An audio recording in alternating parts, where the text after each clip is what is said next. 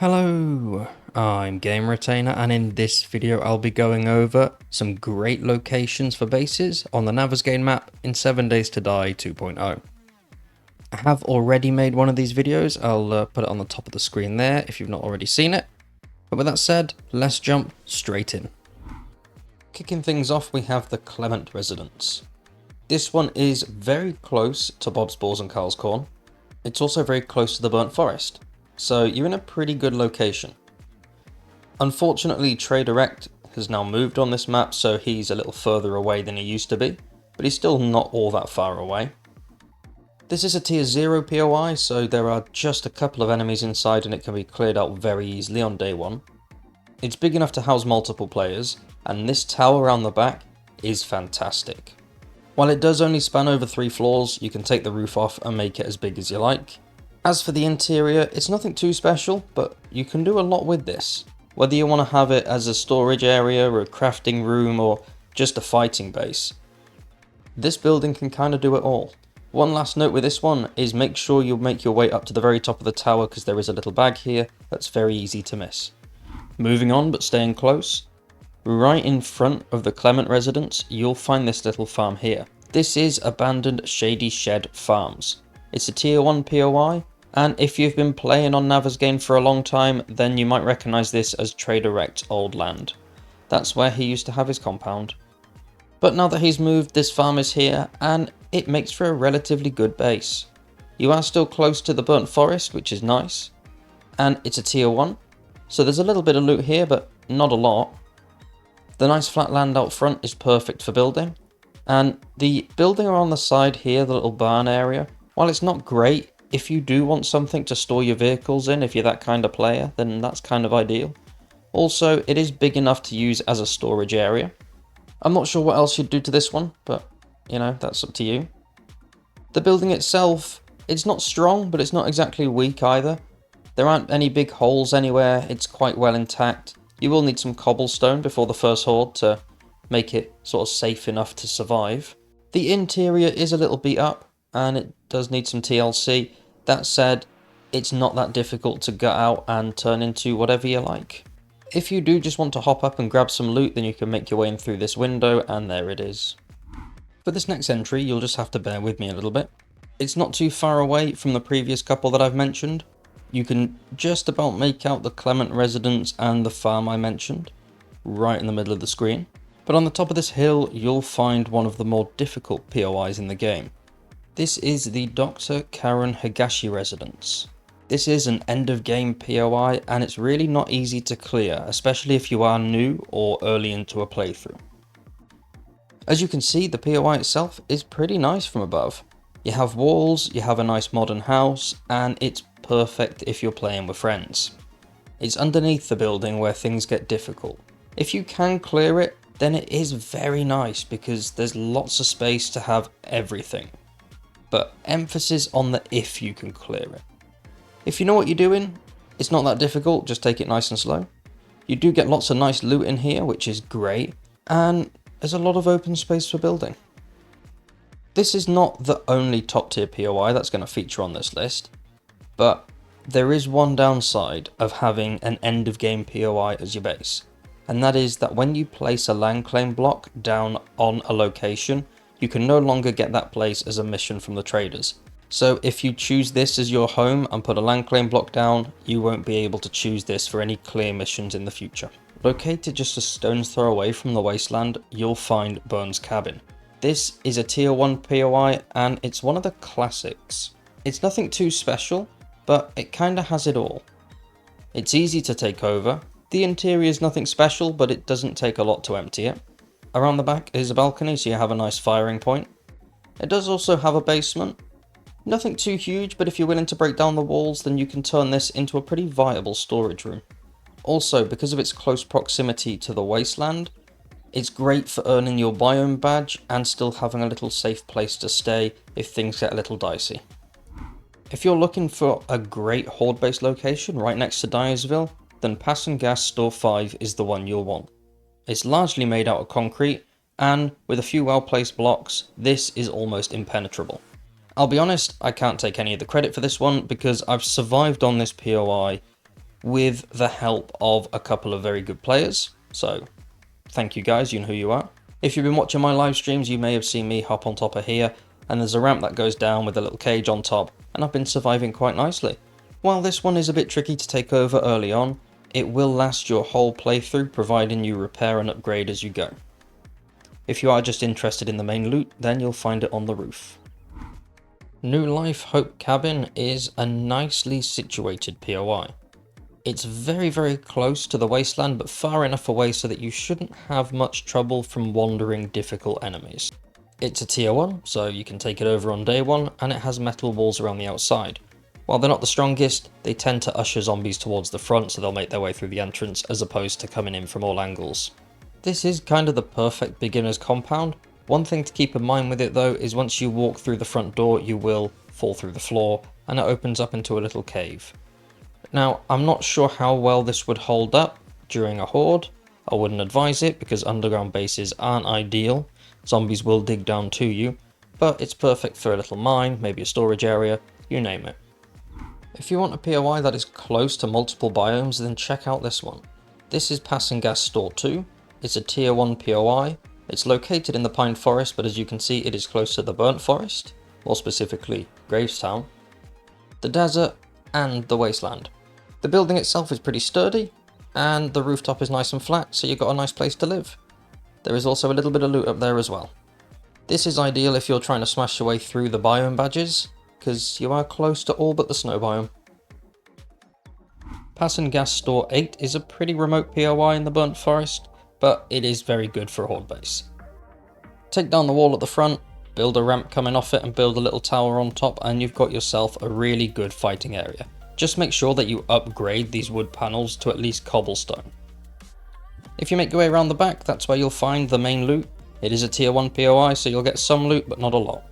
If you're not that much of a hoarder, then this could be big enough as a storage area, but it's not great. On the southern side of the Burnt Forest, you'll find Hersh Farms, and if it looks familiar, then you've seen The Walking Dead. This place is pretty cool. It is one giant reference to the TV show, and I like it. It's a tier 2 POI, and it's very easy to take over. It's big enough to move in if you've got friends, and it's also about the right size if you want to make your own projects alone. The houses and buildings on the land are all pretty weak, so you can either upgrade them or take them apart and build your own little project. As you can see, you're also close to the desert, and right next door you'll see the Calm Inn, which is pretty nice for getting some good loot. Speaking of loot, the biggest stash can be found just inside this barn here on the floor, but just like with all POIs, expect some enemies. At the northernmost side of this western village, you'll find the First Church of God. This, like most churches, makes for a very good base. If you're willing to put in the work, then you can turn this tower into a nice little horde fighting area.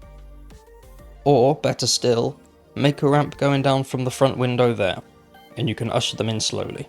The interior is exactly what you'd expect. It's a church, so it's nice and empty, meaning that you don't have to spend a long time clearing loads of things. It is just a tier 1, so it's very easy to dispatch the current occupants. If you make your way around the back, there's a nice walled off area that you could turn into a farm. Also, there's a basement, and while it is a bit creepy, it's still pretty cool. The basement isn't huge. There is a little bit of loot down here as well, so make sure you grab that. You can turn this into a viable storage room with little effort really. Gravestown has a few good POIs that are worth taking note of, but I really like this one. This is the Mobile Field Hospital. It is a tier 2 POI, and what makes this one so good is how easy it is to completely gut out. If you're an avid builder and you want a place where you can just build with no limits, this is pretty much ideal. You have a good fence around it, so you got protection while you are building, and the land it sits on is nice and flat and pretty big. The loot for this one can be found right here. It's not difficult to clear because it is only a tier 2 POI, and as I said, it is located inside of Gravestown, so you've got a few good locations inside that are great for looting. This includes the Crackerbook HQ. Staying inside Gravestown for another entry, there's My Spot Parking. This is a tier 2 POI, and it is pretty perfect for a horde base. It needs minimal work doing to it, despite it looking like it needs a lot of repairs, and that is because zombies will always take the most direct path up to you. So providing you make a couple of fortified positions, you have plenty of spaces to fight and then slowly fall back up to the top of the building. If you build things just right, then you can make a base that will force the enemies to tunnel their way up here, to which you can stand on top of a nice little outpost and fire down below. Another good one inside Gravestown, which is very easy to miss, is Krispy Kitchen. This looks awful, quite frankly, but below is a nice little basement. Once you've cleared the debris from the top and cleared out this a little bit, it's a good little storage base away from your main base. So if you're a loot goblin that's always looking to grab more loot but don't really want to live in the burnt forest, then you can use this as your little Gravestown hideout. Moving on to the desert, we have Robert's Tack Shack. This one is better than it ever was, because Trader Bob is really close. You can see just behind this one in the distance, there's a little compound, that's where Bob lives. So, walking distance, which is quite nice. It is a tier 1 POI, so it's not difficult to clear, and it's kind of a perfect all-round location. The balcony around the top makes for a pretty good fighting position, and with the exception of a couple of things, the interior is pretty empty, so you've got a nice clean canvas to make whatever you like. One other cool thing about this location is that there is a little hatch here, and if you follow it down, then you'll end up in quite a sizable basement, which is pretty perfect for a loot room.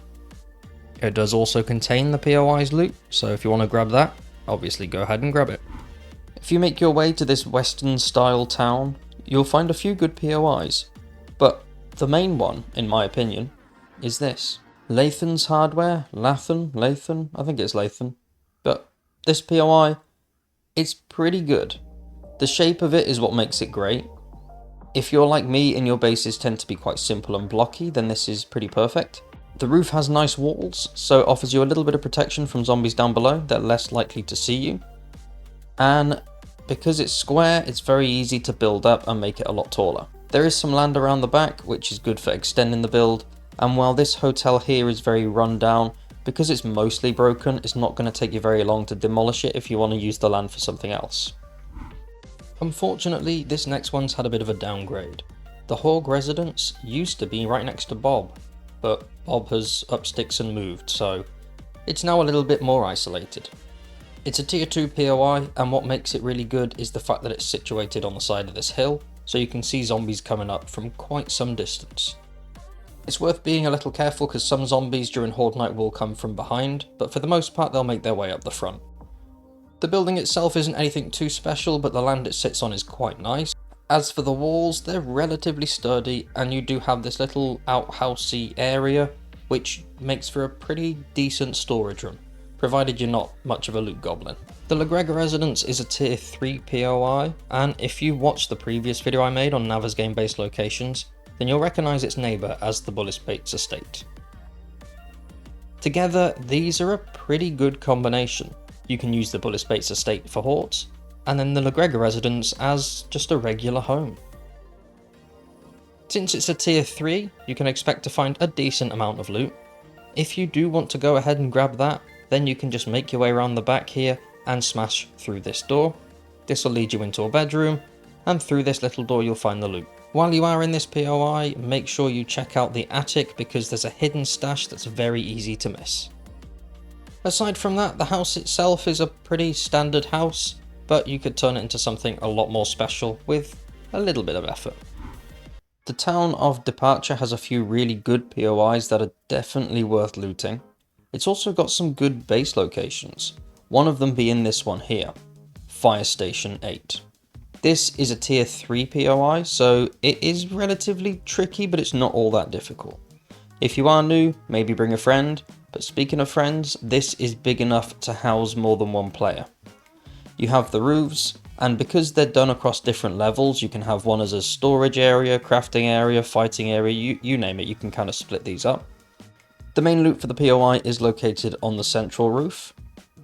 If you want, you can turn this bit down here into your own little parking garage, or storage room, or whatever you want really. It's pretty big. This one can survive a couple of hordes with minimal upgrades. The walls are relatively sturdy, although I do recommend saving up some materials and doing some upgrades on the walls anyway. Right on the other side of the town of departure, you'll find this place here. This is industrial trucking. As you can see, it's not particularly big, but it does have the nice strong walls around it. I'm not sure how well this would work as a horde base. You will need to probably take down this building and make something of your own, but I would probably have this as a makeshift storage area. Because there are quite a few top tier POIs nearby, it's always a good idea to have somewhere relatively close where you can dump all the loot. That way you can come back and forth and make multiple trips without having to remember exactly where you stashed everything, because it's all in one place. This is the Mausoleums and the White Hill Church of God. The reason why I'm doing a 2-in-1 is because I would recommend using one as a fighting area and one as a storage area. This one I would recommend for fighting. While it does look like the church is naturally better, there is another feature that the church has that the Mausoleums just doesn't have. Taking a look at the Mausoleums, you have the nice walls around it. The building itself isn't anything too special. It is a tier 1, not difficult at all to clear, does have a little bit of looting, but you can turn this into a pretty good horde base. While the White Hill Church of God does hold up pretty well during a horde night thanks to this tower here, I do recommend having it as a storage / crafting base. It's a tier 3 POI and it's one of the more interesting POIs in the game. I'm not going to go through and spoil too much, but I will show you that it has a very sizable bunker underneath that is very good for storage, crafting, and all of your sort of in-game needs. It's a bit creepy.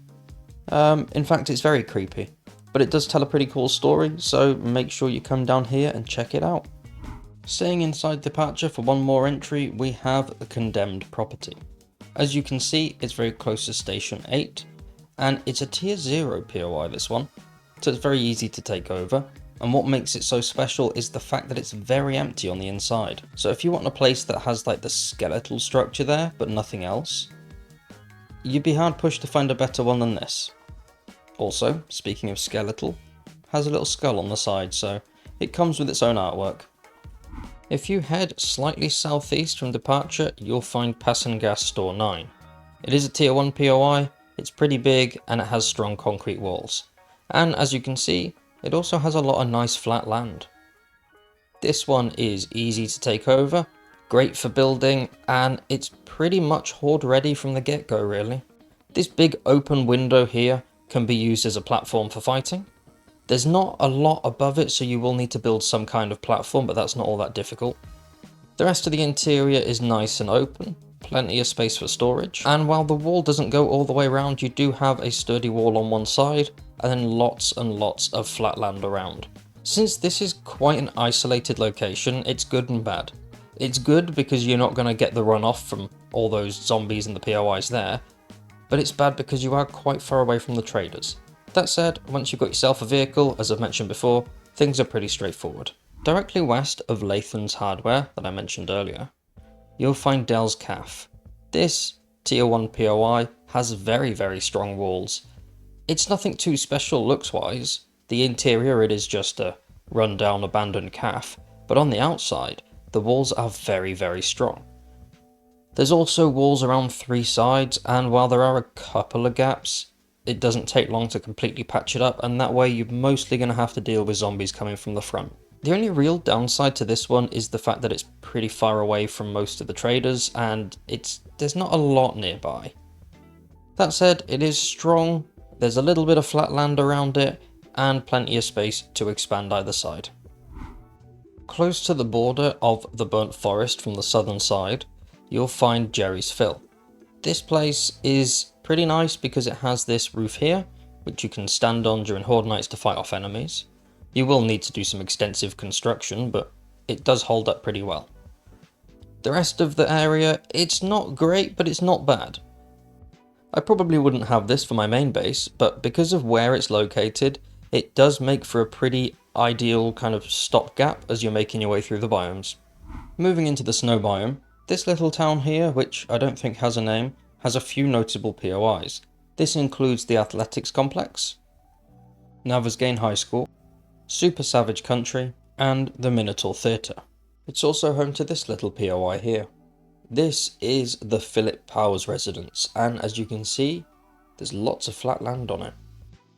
The building itself is a tier 0, and as you can see, it's not dissimilar to the Clement Residence. That said, I think it's kind of better, because it's got a nice flat roof on the top here. The interior is nice and open, so if you really want, you can let the zombies in and shoot from above, although I don't necessarily recommend it. As I said, the roof is the main highlight for this one, that and the nice tower. Since you are close to a lot of really good POIs and Trader Hugh, it's kind of an all-round great location with very little downsides. That said, with it being in the snow biome, you will encounter frost claws and they cause quite a lot of structural damage if they throw boulders, so be mindful of that. Next on the list is Cabin Retreat. This is, or was, a really good first horde base location. But now, because you need to earn badges in order to progress, unless you turn that setting off, this probably isn't somewhere you'll get to in the first 7 days. Not unless you're ploughing through those challenges. But if you are, then it's pretty good for the first horde, because you have this balcony up here, which also contains some nice loot. The interior itself is pretty good for fighting, because you have this staircase and you can stand behind it. Just make sure you put some blocks on the front there, or a hatch or two to slow down the zombies. That's about it for this one, nothing too special anymore because of the biome progression, but it's still worth a mention because it is a pretty cool one. Next we have Mausoleums. Now, if you are new to the game, you might be a little confused because I've already featured Mausoleums, but there are 2 on the Navezgane map. One I've already mentioned, and another is up here in the snow biome. Since it's in the town of Perishton, you are close to a couple of good POIs, so you're in prime location for looting. There's not a lot more I can say about this one, so I will just jump into the next one. This next location doesn't actually have a name, so we'll call it Snow Cave. It is right next to the Mausoleums, as you can see there, so you are very close to the town of Perishton. This is basically a small concrete tunnel that leads out into a... is it a cave? Well, it's a hole, okay? And if you make your way underneath, that hole expands into a little, well, cave. Now, more often than not, there will be a zombie bear down here, so keep that in mind. Or at the very least, a bear. So, come in pretty well armed. Up next, and right next to the previous entry, we have Huskie Manor. This is a tier 1 POI, and as you can see, it has a little tower. While the tower isn't all that tall, you can make it bigger if you want to take the roof off and build up. There is also a bridge nearby. I'm not sure what you want to do with that information, but if you want it, it's there. Aside from that, the area around is nice and flat. The rest of the building can be incorporated into a build, but it's nothing all that special. You do have the road there, which kind of gives this POI a bit of an isolated feel, especially from the town nearby. So if you want to be close to good loot without being right in the middle of everything, this is a pretty good shout. This next one is a little bit out of the way, but if you've got at least a mini bike, then you'll be fine trekking back and forth to traders. This is the Strogatz Residence. Strogatz? However you pronounce it, it's that one, okay? It's on the screen. This is a tier 2 POI, and it's nicely intact, as you can see. It has a garage below if you want to store your vehicles out in the open, and it has this nice balcony up here which gives you plenty of visuals of the nearby area. Opposite, there's nothing, so it's good for building, and there are a couple of other POIs nearby if you want to loot those, or maybe incorporate them into a build. The main loot room is just inside next to the balcony, so it's pretty easy to grab.